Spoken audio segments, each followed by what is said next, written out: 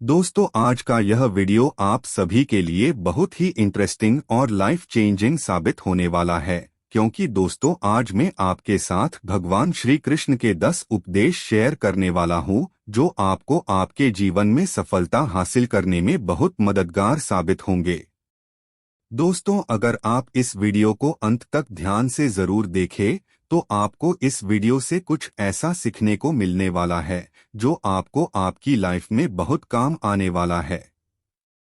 इसलिए इस कहानी को अंत तक अवश्य सुनिए। भगवान श्री कृष्ण का पहला उपदेश है। दोस्तों, आपने कभी किसी पंछी को देखा है? जब उसे अंडी देने होते हैं तो वो सर्वप्रथम एक स्थान खोजता है, एक ऐसा स्थान जो वर्षा, धूप और शत्रुओं से सुरक्षित हो, और फिर वो अपना घोंसला बनाकर फिर अंडी देता है। और फिर उन अंडों से नन्ही संतानें निकल आती है, तो वो पंछी उन्हें भोजन देता है, उनकी सुरक्षा करता है। परंतु जब उनके पंख निकल आते हैं, तब ना ही उनको भोजन देती है, और ना ही उनकी सुरक्षा करती है, और ना ही उन्हें घोंसला बनाना सिखाती है, बस उन्हें उड़ने की कला सिखाती हैं। फिर वे नन्ही संतानें उड़ने की कला सीखकर स्वयं अपना भोजन लाना सीखती है और स्वयं अपना घोंसला बनाना सीखती है। और हम मनुष्य क्या करते हैं? अपनी संतान बड़े होने के पश्चात भी उनकी चिंता में सूखते हैं और प्रयास करते हैं कि उनके लिए घर बना सकें। हम अपनी संतान को और भी शक्तिशाली बनाने के स्थान पर पंगु कर जाते हैं। दोस्तों, हमें भी वही करना चाहिए जो एक पंछी करता है, यानी कि अपनी संतान को उड़ने की कला सिखाइए, यानी कि अच्छे संस्कार दीजिए, और एक समय के पश्चात उसे स्वयं अपना आकाश चुनने के लिए मुक्त कीजिए। भगवान श्री कृष्ण का दूसरा उपदेश है। दोस्तों, आप जानते हैं कि अनगिनत प्रयासों के पश्चात एक चींटी अपने लिए एक छोटा सा घर बना पाती है, जो अन्य जीवों के लिए सरल सी बात है, लेकिन उस चींटी के लिए उसके जीवन की सबसे बड़ी घटना है और सबसे बड़ी सफलता भी है। भविष्य में वो चींटी रहे या न रहे, लेकिन उसके द्वारा बनाया हुआ घर बहुत सालों तक टिका रहता है। दोस्तों, हमारे जीवन में सफलता के साथ भी वैसा ही होता है। आपको और हम सभी को एक दिन में ही सफलता नहीं मिलती है, लेकिन यदि आप प्रतिदिन बिना रुके प्रयास करते हैं, तो एक दिन आपको सफलता अवश्य मिलेगी। दोस्तों, आप ये स्मरण रखिएगा कि भाग्य के द्वार उनके लिए नहीं खुलते जो हार मान लेते हैं, बल्कि ये भाग्य उनका स्वागत करता है जो उठकर उनके द्वार खटखटाने का प्रयास करते हैं। इसीलिए प्रयास करते रहिए, तो सफलता आपके पास एक न एक दिन आएगी ही आएगी। भगवान श्री कृष्ण का तीसरा उपदेश है। दोस्तों, आपने घर के दरवाजों को लॉक करने के लिए लगाए हुए तालों को तो देखा ही होगा।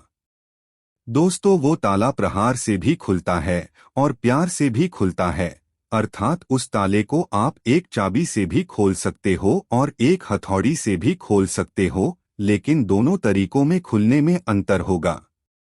अगर आप उस ताले को प्रहार से खोलोगे तो वह ताला फिर से काम में नहीं आएगा, किंतु यदि आप उस ताले को उसकी चाबी से खोलोगे तो वह ताला सदा काम आएगा। दोस्तों, ठीक उसी प्रकार हमारे जीवन में संबंध भी कुछ इसी प्रकार होते हैं। हमारे जीवन के आनंद रूपी धन की रक्षा करते हैं, किंतु प्रेम से, यदि अगर क्रोध से किया जाए तो वे किसी काम के नहीं रह जाते हैं। इसीलिए उन्हें सदा प्रेम की चाबी से खोलिए, न कि क्रोध रूपी हथौड़ी से, क्योंकि हर बार आप नया ताला ला सकते हैं, लेकिन नए रिश्ते नहीं ला सकते हैं। भगवान श्री कृष्ण का चौथा उपदेश है। जीवन क्या है? यह जीवन हम जन्म लेते हैं और बड़े होते हैं, और हमारे माँ बाप हमें पालते हैं। फिर उनके धन से हमारा बालपन बीतता है, फिर हम बड़े होते हैं और हम विवाह कर लेते हैं। फिर हमारी संतानें होती है, हम उनको पालते हैं, और फिर हम वृद्ध हो जाते हैं और एक दिन इस संसार से चले जाते हैं। क्या यही जीवन है? दोस्तों, आपके और हम भी के जीवन में यह प्रश्न कई बार आता होगा, है ना? अब मैं आपको एक जल के जीवन के बारे बताता हूँ। सागर से भाप बनकर उठता है, मेघ बनकर बरसता है और फिर नदी बनकर फिर से सागर में समावेश करता है। किंतु कभी ये प्रश्न नहीं करता कि उसका जीवन क्या है और उसका उद्देश्य क्या है। कैसे, आइए जानते हैं। जल हर भाव जीता है और जितना बन सके देता जाता है। जब सागर में होता है तो असंख्य जन जीवों को जीवन देता है। जब सागर से भाप बनकर मेघ बनता है तब किसानों को आशा देता है कि फसल पुनः उपजेगी। जब वर्षा बनकर बरसता है तो इस सुखी और प्यासी धरा को सिंचता है। और जब नदी में प्रवाहित होता है तो किनारों पर वनस्पतियों को जीवन देता है।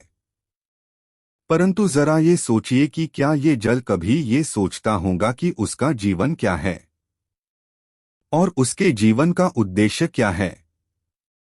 नहीं, बस वो अपने धर्म का पालन करता है और जितना हो सके सबको आनंद देता जाता है। इसीलिए जीवन में कभी भी ये प्रश्न मत कीजिएगा कि ये जीवन क्या है और इस जीवन का उद्देश्य क्या है।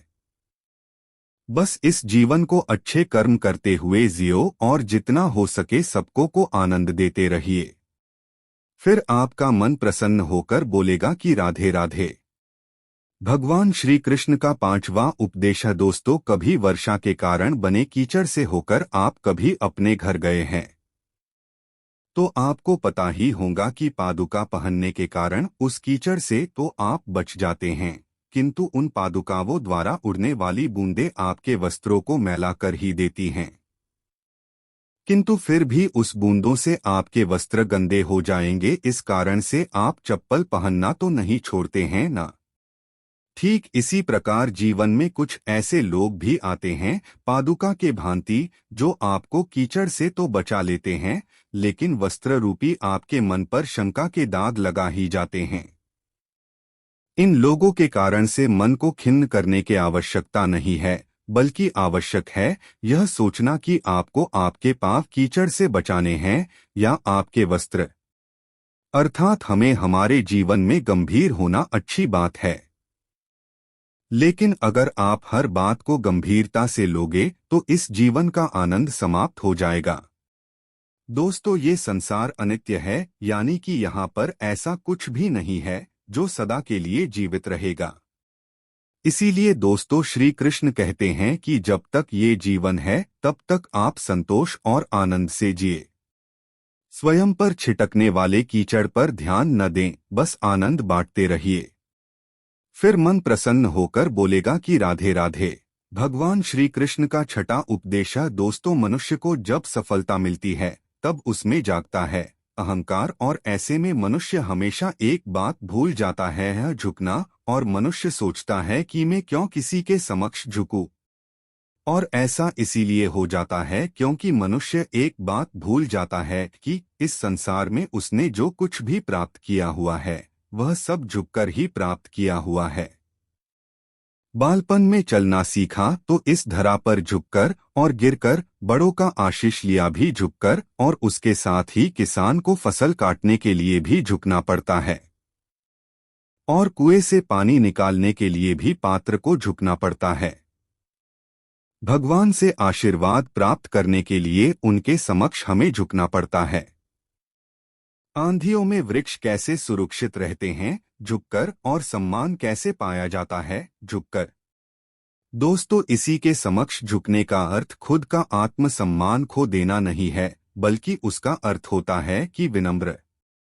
दोस्तों, हम मनुष्य हैं और इस आकाश की ऊंचाइयों तक पहुंचने के लिए हमें किसी पक्षी की भांति पंखों की जरूरत नहीं है, बल्कि हम जितना झुकेंगे उतना ही हम ऊपर उठते चले जाएंगे। भगवान श्री कृष्ण का 7वां उपदेश। दोस्तों, आप इस संसार में ऐसे कई लोग जानते होंगे जिन्हें आप स्वार्थी मानते होंगे और आपकी आवश्यकता पड़ने पर ही आपका स्मरण करते हैं, अन्यथा वर्षों तक कहीं दिखाई नहीं पड़ते हैं। लेकिन उनको जैसे ही आपकी आवश्यकता पड़ती है तो वे लोग हाथ जोड़कर आपके सामने सज्ज हो जाते हैं। दोस्तों, आपको उन लोगों का बड़ा क्रोध आता होगा ना, और आपका मन खिन्न हो जाता होगा।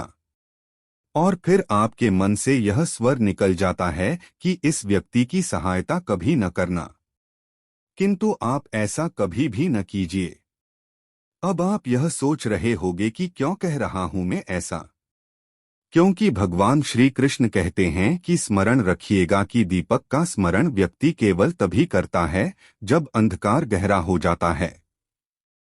इसलिए उस व्यक्ति को स्वार्थी मानकर खुद व्याकुल ना होइए, बल्कि स्वयं को दीपक मानकर आनंदित होइए और खुद को भाग्यवान समझिए, क्योंकि किसी को जरूरत पड़ने पर आपकी याद आती है और आप इस संसार में किसी की सहायता करने के योग्य है। इस जीवन में किसी के स्वार्थी होने से स्वयं का दृष्टिकोण न बदले। बस ये दृष्टि रखिए स्वयं के परमार्थ पर, फिर प्रसन्न होकर बोलेगा कि राधे राधे। भगवान श्री कृष्ण का 8वां उपदेश। दोस्तों, हमारा शरीर प्रकृति की सर्वोत्तम रचना है और जो अंग और तत्व हमें मिले हुए हैं ना, उन सभी का अपना अपना एक संदेश है। क्या है वो संदेश जो हमें हमारे अंगों और तत्वों से मिलता है? जानने के लिए आर्टिकल के अंत तक बने रहिए। दोस्तों, हमें 2 आंखें दिए हुए हैं देखने के लिए, 2 कान दिए हुए हैं सुनने के लिए, 2 नथुने दिए हुए थे सांस लेने के लिए, 2 हाथ दिए हुए हैं दोहरा परिश्रम करने के लिए, लेकिन जीभ केवल एक ही दी हुई है, उस पर भी नकुले बलिष्ठ दांत दिए हुए हैं उसकी रक्षा के लिए। क्योंकि शब्द और शब्दों का उपयोग मनुष्य का सबसे बड़ा शस्त्र है, जिसका उपयोग जितना सोच समझकर किया जाए उतना ही मनुष्य अपने जीवन में ऊपर उठता है। इसीलिए दोस्तों, देखो, सुनो, समझो अधिक लेकिन बोलो कम, फिर आपको सफल होने से कोई नहीं रोक पाएगा। भगवान श्री कृष्ण का 9वां उपदेश। दोस्तों, इस संसार में सबसे अधिक शुद्ध माना जाता है गंगाजल को। कभी आपने सोचा है कि क्यों? क्योंकि गंगाजल का आविर्भाव ही शुद्ध होता है और उसका जन्म शुद्ध होता है। जहां से उसका प्रारंभ होता है वो शुद्ध होता है और प्रारंभ का शुद्ध होना अति आवश्यक है। दोस्तों, हमारे जीवन में प्रारंभ होता है हमारे विचारों से, इसीलिए हमेशा अपने विचार शुद्ध रखिए, क्योंकि इन विचारों से बनते हैं आपके शब्द। आपके शब्द शुद्ध रखिए, क्योंकि इन शब्दों से आपके कार्य संपन्न होते हैं। आपके कार्य शुद्ध रखिए, क्योंकि आपके कार्य आपका स्वभाव बनाते हैं और स्वभाव से बनती हैं आपकी आदतें और आपकी आदतों से बनता है आपका चरित्र, और ये चरित्र संसार के समक्ष आदर्श के रूप में आता है। लेकिन विचारों से आदर्श तक की ये यात्रा तभी शुभ होगी जब आपके विचार शुभ और शुद्ध होंगे। इसलिए इस जीवन में और संसार में अगर आपको सफल और कामयाब इंसान बनना चाहते हैं तो आपने विचार शुद्ध रखिए, फिर आपका मन प्रसन्न होकर बोलेगा राधे राधे। भगवान श्री कृष्ण का 10 उपदेश। दोस्तों, यदि मैं आपसे पूछूं कि दूध और माखन इन दोनों में संबंध क्या है, तो आप कहेंगे कि ये तो सरल सी बात है, दूध से ही तो माखन बनता है।